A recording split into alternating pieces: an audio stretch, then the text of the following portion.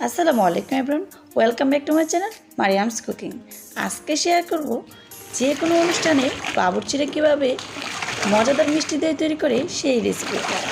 আর আজকের রেসিপিটায় সম্পূর্ণ প্রসেসটাই দেখবেন কিভাবে বাবুর্চিরা যে কোনো অনুষ্ঠানে বিয়েবাড়ি বা যে কোনো অনুষ্ঠানে মিষ্টি দই তৈরি করে পারফেক্টভাবে সেই রেসিপিটা আজকে শেয়ার করব। আশা করছি আজকের রেসিপিটা ফলো করে আপনারাও তৈরি করতে পারবেন যে কোনো পারিবারিক আয়োজনে বা ঘরোয়াভাবে মিষ্টি দইয়ের রেসিপি। তাহলে চলুন শুরু করা যাক। মিষ্টি দই তৈরি করার জন্য প্রথমে দুধ নিয়ে নিচ্ছে, আর এখানে একটি হাঁড়িতে 50 কেজি দুধ নিয়ে নিচ্ছে। আর যেগুলো বালতি দিয়ে দুধ নিয়ে আসছিল সেগুলো অলরেডি ডালা হয়ে গেছে, আর যে কৌটোতে বা বোতল থেকে ডালছে দেখছেন সেগুলো হচ্ছে আগের দিন এনে ডিপ ফ্রিজে ছিল 20 কেজির মতো। যেহেতু আমার শ্বশুরবাড়ির পাশেই একটি ছোটোখাটো বাজার রয়েছে, সেখানে এই দুধ পাওয়া যায়, তো এই দুধটা অনেক ভালো, তাই আর দূর থেকে দুধ নিয়ে আসে নাই, দুদিনই দুধটা সংগ্রহ করছে। তো আপনারা চাইলে একদিনই দুধ সংগ্রহ করাই সবচেয়ে বেটার। আর পাশে আরেকটা রান্না হচ্ছে, কারণ একই বাড়িতে দুটো অনুষ্ঠান ছিল, তো সেজন্য ওখানে জাল করে নিচ্ছে দুধটা। আর দুধটা অনবরত নেড়ে চেড়ে জাল করে নিতে হবে, কারণ একটু এদিক ওদিক হলে নিচ দিয়ে লেগে যাবে। দেখুন এখানে গরু মাংস রান্না হচ্ছে, তো এক পাকে একটু দেখাচ্ছি। তো যেহেতু একই বাড়িতে অনুষ্ঠান, দুটি পাশাপাশি দুই বাড়িতে অনুষ্ঠান, তো সেজন্য এখানে জাল করে নিচ্ছে। আর দুধটা এভাবে অনবরত নেড়ে জাল করে নিতে হবে। আর এখানে কিন্তু কোনো রকম পানি দেয় নাই।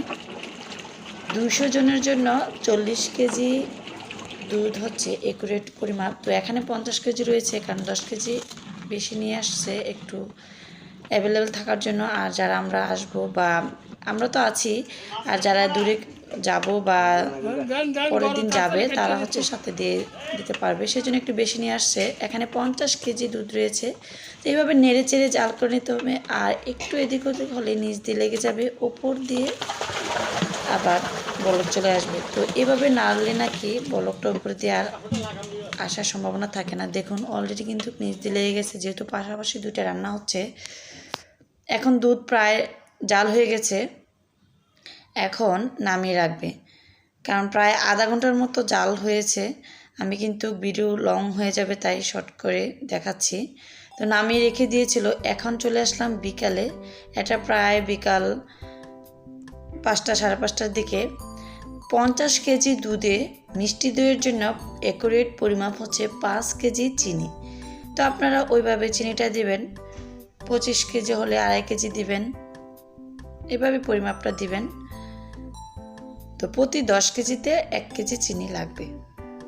আর যারা একটু মিষ্টিটা পছন্দ করেন তারা একটু বেশি দিতে পারেন, কারণ সাধারণত আমরা ঘরে তৈরি করলে 1 কেজিতে 250 গ্রাম চিনিটাই দিয়ে থাকি। এভাবে নেড়ে চেড়ে জাল করে নিচ্ছে। এটা হচ্ছে বিকালবেলায়, কারণ সারাদিন সকাল 10টা 11টার দিকে জাল করে রেখে দিয়েছিল, আর বিকালে জাল করে নিচ্ছি। আর এই দুধটা যেহেতু নিচ দিয়ে একটু লেগে গেছে, তো সেটার জন্য কি করেছে সেটাও দেখাবো, সাথেই থাকুন, পাশেই থাকুন। আর এই দুধে যে মিষ্টি দইয়ের জন্য বাবুর্চিরা পাউডার দুধ মেশায়, সেটা হচ্ছে এখানে ডানো দুধ রয়েছে, কিন্তু বাবুর্চিদের কাছ থেকে শোনা সবচেয়ে ভালো পাউডার দুধ হচ্ছে মার্কস পাউডার দুধ নাকি, তো সেটা মেশানোর চেষ্টা করবেন। আর যে নিচ দিয়ে লেগে গিয়েছিলো সেটা হচ্ছে দুধটা ছেঁকে নিয়েছে। আমি কিন্তু একটু আগে একটা হাঁড়ি দেখিয়েছি, ওই হাঁড়িটা থেকে এই হাঁড়িটাতে ট্রান্সফার করেছে। একটা পাতলা কাপড় বা সুতি কাপড় দিয়ে ছেঁকে নেবেন যদি কখনো লেগে যায়। দেখুন জাল হয়ে গেছে, অনেকক্ষণ কিন্তু জাল করেছি, ভিডিও লম্বার জন্য আমি একটু কমিয়ে দিয়েছি। এখন ঢাকনা দিয়ে ঢেকে রেখে দিবে, আর একটু পর পর হালকা করে নেড়ে দিবে, এতে করে দুধে যে একটা সর পড়ে ওটা আর পড়বে না। চলে আসলাম একটু পর, কারণ যেহেতু এখানে 50 কেজি দুধ রয়েছে, প্রায় 1 ঘন্টা পরে আসছে। এখনও কিন্তু দুধটা মোটামুটি হাত ডুবানো যাবে গরম রয়েছে। এখানে 1/2 কেজি পাউডার দুধ মেশানো হয়েছে। তো পাউডার দুধের জন্য নাকি সবচেয়ে ভালো মার্কস পাউডার দুধ, সেটা আমি আবারও বলছি। এখানে ডানো পাউডার দুধ মেশানো হচ্ছে। তো এইভাবে অনবরত নেড়ে চেড়ে মেশাবেন। তো আপনারা চাইলে জাল করার সময় এই পাউডার দুধটা মেশাতে পারবেন যখন চিনি মেশানো হয়েছে, আর চাইলে এখনও মেশানো যাবে। তো এখনও মেশালে নাকি ভালো, তাই এখানে মেশাচ্ছে। তো তারা দুইটাই মেশায়, আজকে এভাবে মেশাচ্ছে। এভাবে উপর থেকে তুলে তুলে মেশাবেন একটি জগ বা কোনো কিছু নিয়ে। তো এখানে 50 কেজি দুধে কতটুক দইয়ের বীজ মেশাচ্ছে সেটা দেখুন। 1 কাপ দই অলরেডি দিয়েছে, আর দিবে প্রায় আধা কাপের চেয়ে একটু বেশি। এটা একটু মগে নিয়ে এভাবে হাত দিয়ে প্রথমে মিশিয়ে নিচ্ছে।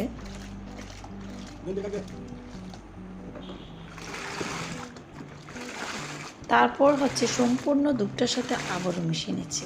আর এই কাজটি কিন্তু একটু ঝটপট করে নিচ্ছে, কারণ দুধটা কিন্তু ঠান্ডা হয়ে গেলে দইটা পারফেক্ট হবে না, তাই তার দ্রুত এই কাজটা করছে। আর দুধটা কিন্তু এখনও কুসুম গরম রয়েছে, হাত চুবানো যায় এরকম গরম রয়েছে। দেখুন কিভাবে মিশিয়ে নিচ্ছে। এভাবে মিশিয়ে প্রায় উপর দিয়ে কিন্তু ফেনা চলে আসছে। এখন এই যেই জায়গায় বীজ দই পাতা হবে সেখানে পেপার দিয়ে নিচ্ছে। আর দেখুন এটা হচ্ছে মিডিয়াম সাইজের দইয়ের কোটা। আর যদি বড় সাইজের কোটা হয় 200 জনের জন্য 50 কেজি পারফেক্ট ছিল। যেহেতু আমরা মিডিয়াম সাইজের দইয়ের কোটা তৈরি করছে, তাই 200 জনের জন্য 40 কেজি হলেই হতো, কিন্তু এখানে 10 কেজি বেশি রয়েছে। তো এখানে ঝটপট করে নিচ্ছে, তাই সবাই মিলে এই কাজটি করছে। অবশ্যই হাত দিয়ে এই কাজটি করতে হবে। তো দ্রুত এই কাজটি করছে, কারণ দইটা ঠান্ডা হয়ে গেলে দইয়ের যে পারফেক্ট পাতাটা রয়েছে সেটা ভালো হবে না, তাই দ্রুত এই কাজটা করছে। কুসুম গরম থাকতে দইটা পাততে হবে।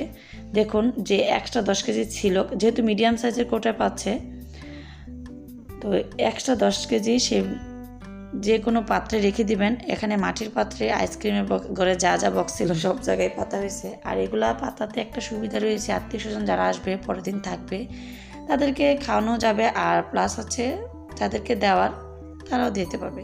আমরা অবশ্য পরের দিন ঢাকা চলে আসছি, আমরাও নিয়ে আসছি। তো সবাই এভাবে তৈরি করবেন। দেখুন দ্রুত কিন্তু ডেকে ফেলছে। আর ফ্যানটা এই অবস্থায় বন্ধ রয়েছে, উপরে কিন্তু ফ্যান রয়েছে, ওই অবস্থায় বন্ধ করে রেখে দিবে। সারা রাত কোনো রকম ফ্যান দিবে না, কারণ গরম স্থানে থাকলে দইটা সুন্দর হবে। তো এইভাবে ঢেকে, আর পাতলা বা ঘরের যে কাঁথা রয়েছে ওই কাঁথা দিয়ে ঢেকে দিয়েছে, যাতে করে দইটা পারফেক্টভাবে হয়, কারণ গরম থাকলে দইটা তাড়াতাড়ি হয়ে যাবে। তো এইভাবে দেখুন আমি চলে আসছি এখন সকালবেলা। সারা রাত ছিল, দইটা কিন্তু অলরেডি একটা চেক করা হয়েছে, তাই আপনাদের দেখানোর সুবিধার্থে আবার সম্পূর্ণটা দেখাচ্ছে। এখন সম্পূর্ণটা তুলে ফেলছে, কারণ দই হওয়ার পরে আর ঢাকার প্রয়োজন নেই। এখন শুধু ফ্যানের বাতাসের প্রয়োজন, কারণ ঠান্ডা অবস্থায় যত ঠান্ডা থাকবে তত দইটা খেতে ভালো লাগবে। দেখুন সবগুলা দই অনেক সুন্দর হয়েছে। আমি একটু দেখাচ্ছি, দেখুন কতটা পারফেক্ট হয়েছে, দেখি নিশ্চয়ই বুঝতে পারছেন। আশা করছি আজকের এই দইয়ের পারফেক্ট মজাদার মিষ্টি দই রেসিপিটা সবার কাছে অনেক ভালো লাগবে। আর আপনাদের কাছে কেমন লাগবে অবশ্যই কমেন্টসের মাধ্যমে জানাবেন, কারণ আপনাদের এক একটি কমেন্টস আমাদের কাছে অনেক মূল্যবান। আর চ্যানেলটিকে সাবস্ক্রাইব করে আরও বেশি উৎসাহিত করবেন, লাইক কমেন্ট শেয়ার তো অবশ্যই করবেন।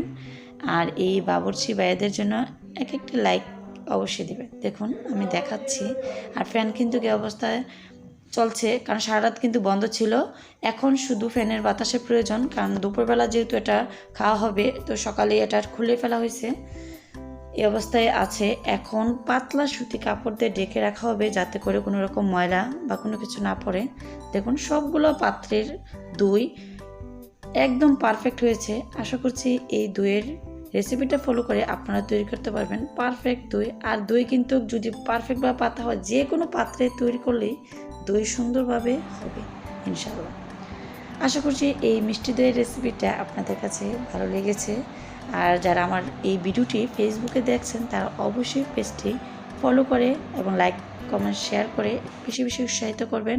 দেখুন পাতলা সুতি কাপড় দিয়ে ঢেকে রেখেছে, তো এই অবস্থায় থাকবে। আর ফ্যানের বাতাস অবশ্যই আছে, দুপুরবেলা খাওয়া হবে। সবাই ভালো থাকবেন, সুস্থ থাকবেন। আল্লাহ হাফেজ।